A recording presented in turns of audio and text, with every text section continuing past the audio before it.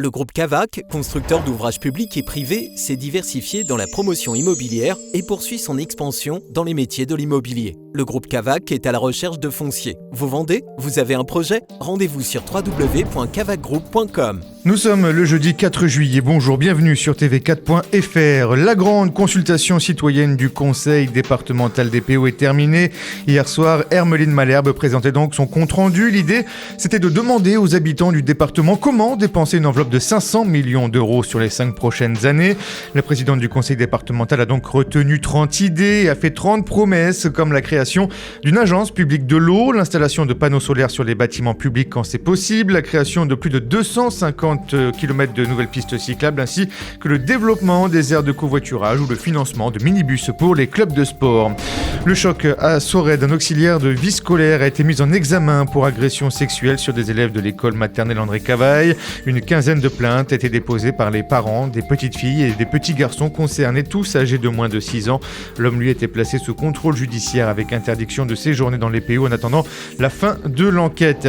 Un nouveau drame de la route hier dans les PO entre Canet et Saint-Nazaire. Une femme de 70 ans est morte dans une collision frontale.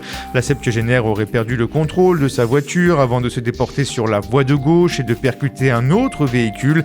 Les occupants de l'autre voiture, une femme de 60 ans et une petite fille de 11 ans, ont été blessés. Une enquête a été ouverte pour déterminer les causes exactes de l'accident. Un vaste coup de filet dans le milieu de la drogue à Perpignan. Une opération de police d'envergure réalisée mardi matin dans le quartier du Haut et du Moyen-Vernay. En tout, une centaine de policiers étaient mobilisés, dont 2 colonnes du raid venues de l'Hérault. 8 hommes âgés de 20 à 49 ans ont été placés en garde à vue, soupçonnés d'être à la tête d'un réseau de revente de cocaïne sur Perpignan et quelques communes voisines. L'opération a permis de mettre la main sur 24 000 euros en liquide, 500 grammes de cocaïne, 300 grammes de cannabis, 5 fusils, 2 revolvers et 4 voitures de grosses cylindrées. Les plages plus accessibles en bus à partir de samedi. Pour la première fois, Sankeo va enfin lancer des bus directs entre la gare de Perpignan et les communes du Barcarès, de Sainte-Marie, de Thoreil et de Canet. Daniel Mac, en charge des transports à l'Agglo, explique que les touristes qui arrivent en TGV par exemple pourront arriver directement sur leur lieu de vacances sans traverser toute la ville ou les autres villages. Un sacré gain de temps aussi pour les locaux. Et puis pour les noctambules, des bus circuleront également entre Perpignan et Canet en Roussillon jusqu'à 1h du matin à partir de samedi.